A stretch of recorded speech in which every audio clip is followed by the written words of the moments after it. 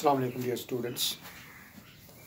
आप जानते हैं हम लोग आजकल पोएम नंबर 9 कर रहे हैं, the last lesson of the afternoon, written by D.H. Lawrence.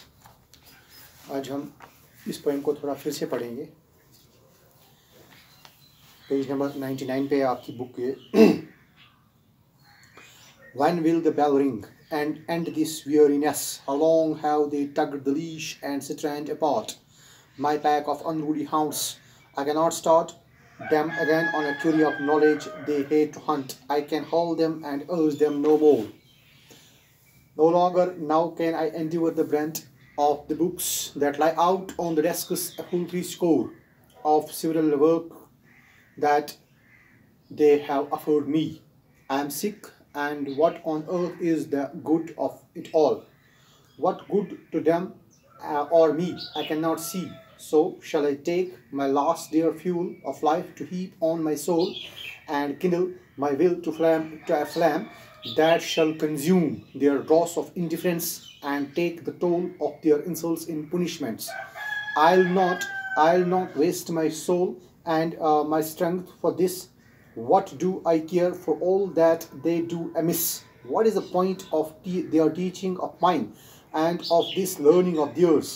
It all goes down the same abyss.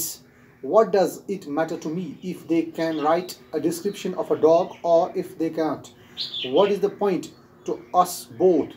It is all my aunt, and yet I am supposed to care with all my might. I do not and will not. They won't and they don't, and that's all. I shall keep my strength for myself. They can keep theirs as well. Why should we beat our heads against the wall of each other? I shall sit and wait for the bell. ये poem जो है mental state of a teacher दिखाती है। जब last lesson of afternoon होता है उस वक्त बच्चे पढ़ने के लिए तैयार नहीं होते हैं और टीचर समझता है it's an insult to me if I force the students to learn something because they are not ready to learn anything at this time. They simply wish when the bell will ring and we will go out of the class. They think if they have been imprisoned, उनको लगता है जैसे हमें कोई किसी कैद खाने में रखा गया है. They wish to leave the class as early as possible. वो चाहते हैं कब हम यहाँ से जाए.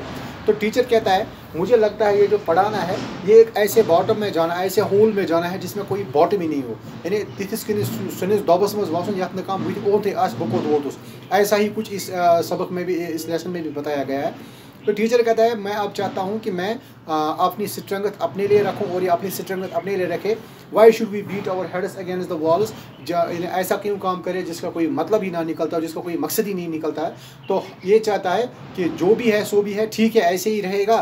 तो ये बेल बजेगी, मैं जाऊँगा, ये भी जाएंगे. ये पढ़ने के लिए तैयार नहीं, मैं पढ़ाने के लिए अब तैयार नहीं हूँ. तो ये दिखाता है मेंटल स्टेट ऑफ टीचर जब बच्चे पढ़ने के लिए तैयार नहीं होते. तो हमने इसकी एक फुल समरी ली है, आज हम उसी को थोड़ा डिस्कस करेंगे. The poem reflects the mental state यानी ये जो पोएम है ये मेंटल स्टेट दिखाती है, मेंटल हालत दिखाती है किसका? ऑफ ए टीचर, उस टीचर की हु फाइंड्स हिज स्टूडेंट्स, जिसको लगता है कि जो उसको जो बच्चे हैं अनविलिंग, यानी वो विलिंग नहीं है, अनविलिंग टू लर्न, ये पढ़ने के लिए तैयार नहीं है. In spite of all his efforts, जितना भी वो चाहता है वो बहुत से एफर्ट्स करता है, वो बहुत कोशिश करता है कि किसी न किसी तरीके से ये स्टूडेंट राज़ी हो जाए और ये क्लास में बैठे और ये पढ़े. क्योंकि ये इसमें स्टूडेंट्स को तशबीह दी गई है हाउंड्स के साथ और टीचर को तशबीह दी गई है हंटर के साथ. हंटर चाहता है कि मेरे हाउंड्स रेडी हो जाए और हम जाएं एक क्वेरी पे और वहाँ से कुछ हासिल करें, यानी क्वेरी ऑफ नॉलेज. लेकिन टीचर रेडी है, स्टूडेंट्स रेडी नहीं है. तो ये एक साइड प्रोसेस नहीं होती है, ये ट्राइपोलर प्रोसेस होती है. एनवायरनमेंट ठीक है, टीचर ठीक है, लेकिन स्टूडेंट पढ़ने के लिए तैयार नहीं है, तो ये प्रोसेस कंप्लीट नहीं हो सकती है.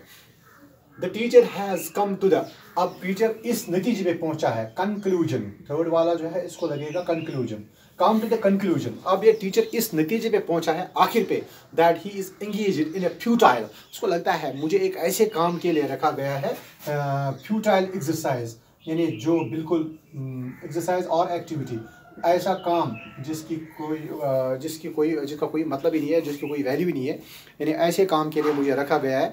हम बहैसियत इंसान ये बात समझ सकते हैं, अगर हमें कभी लगता है कि हमको कोई ऐसा काम करने को कहा जा रहा है जिसका कोई मकसद ही नहीं है, जिससे कोई फ़ायदा ही नहीं है, तो हम भी चाहते हैं कि नहीं, इस काम को छोड़िए, फ़ायदा क्या है ऐसा काम करने का। इसी तरीके से टीचर को भी लगता है मुझे क्लास में भेजा गया है पढ़ाने के लिए, but the students are not willing to learn, तो फ़ायदा what is the aim of doing this work. तो मतलब ही नहीं है इस काम का कुछ करने का, मकसद क्या है कि इसलिए किस लिए हम ये काम करें जिसका कोई मकसद ही ना निकलता हो। When the learners are not willing, जब ये स्टूडेंट्स पढ़ने के लिए तैयार ही नहीं है, when the students are not willing to learn, यानी जब ये पढ़ने के लिए तैयार ही नहीं है, टू लर्न, जब ये सीखने के लिए कुछ तैयार ही नहीं है, there remains no point in forcing them to learn. तो कौन सी चीज़ रहती है इनको फोर्स किया जाए कि आप सीखो।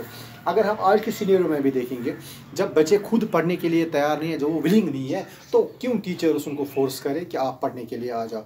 अब देखिए, ये कौम के मेमार होते हैं टीचर्स, इनको एक अंदर से एक ख्वाहिश होती है कि जो कौम है वो बेदार हो जाए, वो कहीं सोया हुआ ना रहे, उसको ऐसी चीज़ों में ना पढ़ने दिया जाए जिससे कौम ख़राब हो जाए। तो हर एक मर्ज़ की दवा जो कौम की है वो तो तालीम से ही हाल हो सकती है, वो तो तालीम से ही निकल सकती है।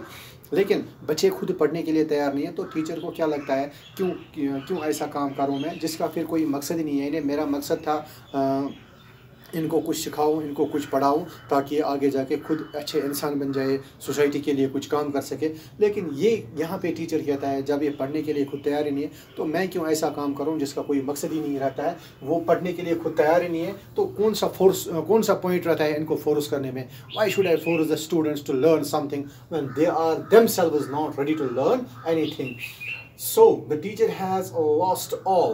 तो इस तरीके से जो टीचर है, इसको तमाम जो उम्मीदें इसकी है वो बिल्कुल ख़त्म हो चुकी है। वो मतलब ऑल इंटरेस्ट, हाँ, इसका जो इंटरेस्ट था, ये तमाम होप्स, ऑल इंटरेस्ट, इसकी जो क्या बोलेंगे, दिलचस्पी है, वो ख़त्म हो चुकी है इन हिज टीचिंग, अपने पढ़ाने में। He decides to sit and wait for the bell to go and run back home.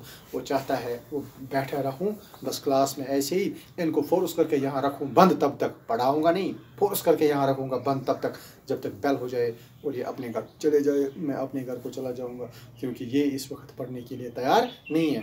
तो ये एजुकेशन जो है, ये सिस्टम जो है, ये ऐसे ही चलता है जब दोनों तरीके से बिल्कुल तैयारी हो, जब टीचर भी फुली प्रिपेयर्ड हो और स्टूडेंट भी फुली प्रिपेयर्ड हो इसके लिए कि मुझे कुछ पढ़ना है, मुझे कुछ हासिल करना है। तो इस तरीके से ये काम हो सकता है। अदरवाइज़ अगर दो में से एक ही तैयार नहीं होगा तो ये प्रोसेस ठीक से नहीं चलेगी। यहाँ पे तो हमें लगता है टीचर तैयार है लेकिन स्टूडेंट्स तैयार नहीं है, तो टीचर कहता है why should I waste my time, why should I beat the heads against the wall. मतलब क्या है इस काम का, जब ये पढ़ने के लिए तैयार नहीं है तो ये चाहता है अब मैं चला जाऊँ और यहाँ से भाग जाऊँ। Thank you.